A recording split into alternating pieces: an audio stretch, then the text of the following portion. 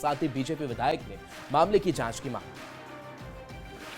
देखिए, मैं किसी आरोप प्रत्यारोप में नहीं जाना चाहता। मैं सिर्फ इतना ही कहना चाहता हूँ कि भाई इसके लिए सारी क्राइटेरिया तय है, उसके बाद भी इस तरह की बातें होती है तो पारदर्शिता के साथ इसकी जांच करा लेनी चाहिए। बाबूलाल जी सर ऊंचा करके आसमान में थूकने का प्रयास कर रहे हैं। कोई मुखिया कुछ घोटाला कर देगा तो वो बात भी फिर मुख्यमंत्री तक जाएगी क्या? उनको जानकारी होना चाहिए कि डीएमएफटी फंड की मॉनिटरिंग स्थानीय जनप्रतिनिधियों की एक कमेटी करती है, किसी का व्यक्तिगत जवाबदेही नहीं है उसमें। देखिए, मैं किसी आरोप कोई भी एजेंसी इसको जांच नहीं कर सकती है। जिस राज्य, जिस गड़बड़ी में, जिस घोटाला में जहां सरकार इन्वॉल्व हो तो वहां आप कैसे उम्मीद कर सकते हैं कि उनके बाकी एसीबी या कोई अफसर जांच कर लेगा और उसमें से दोषी के ऊपर कार्रवाई कर सकते हैं? तो ये संभव ही नहीं हो सकता है। अब देखिए, नेपाल में सोशल मीडिया पर प्रतिबंध लगाने के विरोध में राजधानी काठमांडू सहित कई इलाकों में सोमवार से युवा प्रदर्शन कर रहे हैं। अब तक लगभग 19 लोगों की मौत हो गई है, जबकि 300 से ज्यादा लोग घायल हैं। पूरे मामले को लेकर झारखंड में सियासत तेज हो गई है।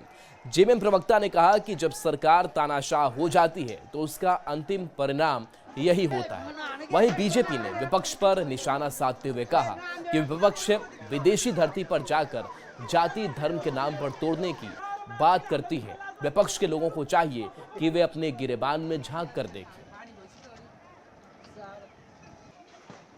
दुनिया की सबसे बड़ी लोकतंत्र है भारत की लोकतंत्र, और भारत में अभिव्यक्ति की आज़ादी है। जितनी अभिव्यक्ति की आज़ादी भारत में उतना शायद ही कहीं दुनिया के किसी अन्य देशों में देखने को मिलती है। और जिस तरह से विपक्ष विदेशी धरती पर जाकर भारत को हर तरह से जातिवाद के नाम पे तोड़ना चाहते हैं, धर्म के नाम पे तोड़ना चाहते हैं, कई तरह से छोटे छोटे मुद्दे को लेकर अलग अलग राज्यों को तोड़ने की बात करते हैं, तो मुझे लगता है कि विपक्ष के लोगों को वो अपने गिरेबान में झांकने चाहिए। नेपाल में जो कुछ हुआ, मैं समझता हूँ एक तानाशाही सरकार जब होती है तो उसकी अंतिम परिणति यही होती है। युवा जागरूक हैं, सजग हैं, अपने अधिकार और हक की बात करते हैं।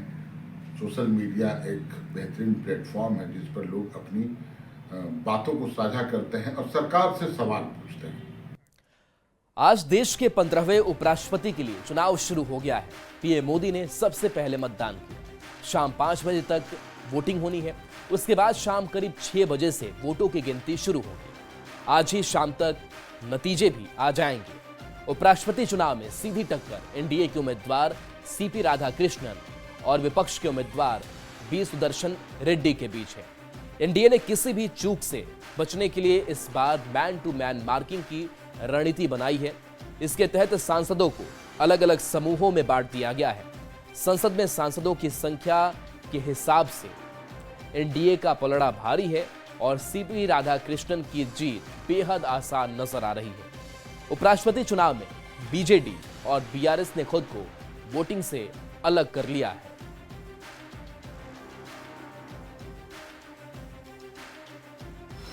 एक ऐसा व्यक्ति जो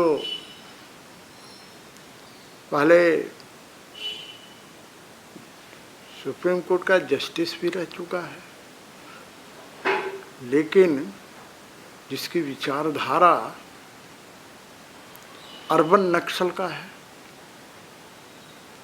जो ऐसे ऐसे फैसले दिए हैं जो राष्ट्र के विरोध है। ऐसा व्यक्ति यदि देश का उपराष्ट्रपति बनेगा। ऐसे भी हर दल के लोगों से अपील है कि जो ज्वलंत विषय हैं, जिन विषय के इर्द गिर्द आज देश की राजनीति घूम रही है, क्या लोकतंत्र को जिंदा रखना है कि नहीं, तानाशाही खत्म करना है कि नहीं, संविधान को बचाना है कि नहीं, इन मुद्दों पर अगर वोटिंग हुई तो निश्चित रूप से हम चुनाव जीतेंगे। उपराष्ट्रपति पद को लेकर मतदान जारी है। इसे लेकर झारखंड में भी सियासत तेज है। कांग्रेस प्रवक्ता ने इस चुनाव को दो विचारधारा की लड़ाई बताया। दो विचारधाराओं की लड़ाई है। एक ओर संविधान के रक्षा करने के लिए, भारत में लोकतंत्र को मजबूत बनाने के लिए, और दूसरी ओर देश में तानाशाह को लाने के लिए और जो लोकतंत्र है उसको कमजोर करने के लिए प्रयास हो रहा है। बढ़ते आगे, खबर मेदिनीनगर से है, जहां पुलिस और नक्सली की मुठभेड़ में शहीद 2 जवानों के परिजनों से वित्त मंत्री राधा कृष्ण किशोर मिले। मंत्री ने परिजनों से मुलाकात कर ढांढस बंधाया। उन्होंने 2.10 करोड़ मुआवजा, आवास, नौकरी और सड़क निर्माण की घोषणा की। साथ ही राज्य सरकार की ओर से हर संभव मदद का भरोसा दिलाया। बता दें कि पिछले सप्ताह मनातू के जंगल में 15 लाख के इनामी नक्सली के साथ मुठभेड़ हुई थी, जिसमें 2 जवान शहीद हो गए थे। नहीं चाहिए। जिसने हमारा सुहाग उजाड़ा है उसके विरुद्ध सख्त से सख्त कानूनी कार्रवाई। तो ये बात सुनकर के तो मेरे रोंगटे खड़े हुए कि साहब, एक नारी, एक विधवा का और कुछ नहीं चाहिए। उग्रवाद के खिलाफ अभियान जारी रहे, ये उसकी मांग। शहीद परिवार को मिनिमम 2 करोड़ रुपया मिलेगा और ये 15-20 दिनों के अंदर ही हो जाएगा। दोनों की पत्नियां ग्रेजुएट हैं, तो बातचीत जब डीजी से हुई तो उन्होंने कहा कि इन दोनों का अपॉइंटमेंट भी हम करेंगे और क्लर्कियल पोस्ट पर इनकी पोस्टिंग करेंगे। गुमला कांग्रेस कमेटी ने संगठन सृजन अभियान के तहत जिला अध्यक्ष चुनाव की प्रक्रिया चलाई है। इसी क्रम में डुमरी प्रखंड में एक अहम बैठक आयोजित की गई, जिसमें ऑब्जर्वर के रूप में पूर्व सांसद डॉक्टर रघु शर्मा, प्रदेश कार्यकारी अध्यक्ष बंधु तिर्की शामिल हुए। डॉक्टर शर्मा ने कहा कि वे 10 दिनों तक हर प्रखंड में जाकर कांग्रेस कार्यकर्ताओं से राय लेंगे कि वे किसे अध्यक्ष बनाना चाहते हैं। उन्होंने साफ किया कि इस बार केवल कार्यकर्ताओं की राय से नियुक्तियां होंगी। 3 महीने में प्रक्रिया पूरी होगी।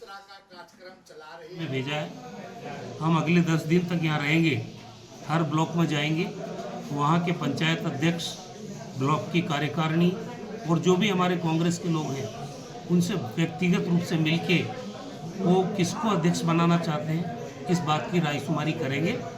इससे कांग्रेस पार्टी में अब पहले ये होता था, संगठन को नए तरीके से धारदार देना, संगठन के पदाधिकारी चाहे वो जिला स्तर के हो, चाहे वो प्रदेश स्तर के हो, प्रखंड स्तर के हो, पंचायत स्तर के हो, या हमारे जो बीएलए हैं उनको अपनी जिम्मेवारी का अवगत कराना और उसको अपना ताकत का एहसास कराना। खबर बोकारो से है, जहां कांग्रेस के संगठन सृजन कार्यक्रम के तहत जिले में नियुक्त होने वाले अध्यक्ष को लेकर कांग्रेस के पूर्व सांसद फुरकान अंसारी ने बयान दिया। उन्होंने कहा कि कार्यक्रम के तहत जिले में नियुक्त होने वाला अध्यक्ष किसी व्यक्ति का पॉकेट का अध्यक्ष नहीं होगा। इस बार का जिला अध्यक्ष पावरफुल होगा। साथ ही उन्होंने भरोसा देते हुए कहा कि जो भी अध्यक्ष बनेगा उसके साथ मजबूती के नाम खड़े रहेंगे। बता दें कि झारखंड में संगठन सृजन कार्यक्रम के तहत जिला अध्यक्ष चुनाव की प्रक्रिया पिछले 7 दिनों से चल रही है। कहता है कि हमारा फलना मेरा अध्यक्ष मेरा पॉकेट का है, मेरा आदमी है, मेरा आदमी है। मेरा आदमी नहीं, पार्टी का आदमी है। यही तय करना है हमारे यहाँ के जो EICC के ऑब्जर्वर है वो, और प्रदेश के जो ऑब्जर्वर है, इसी को तय करनी है कि ऐसे आदमी को चुना जाए जो किसी के पॉकेट का आदमी नहीं हो और वो कंप्लीटली कांग्रेस का आदमी हो। राहुल जी और खड़गे साहब जो हमारे राष्ट्रीय अध्यक्ष हैं, उनके लिए उनके पार्टी के निर्देश के मुताबिक हम काम करें, ये लक्ष्य इनका यही है। सब लोगों ने जिनको खुद भी चुनाव जो अध्यक्ष बनना चाहते उन्होंने भी एप्लीकेशन दिया और साथ में एक प्रॉमिस भी किया कि हम तो नाम दे रहे हैं, लेकिन हम में से भी किसी को भी बनाया जाएगा तो हम उतनी ही ताकत के साथ मेहनत करेंगे जितना हम अपने लिए करते। और एक नजर इस वक्त की हेडलाइंस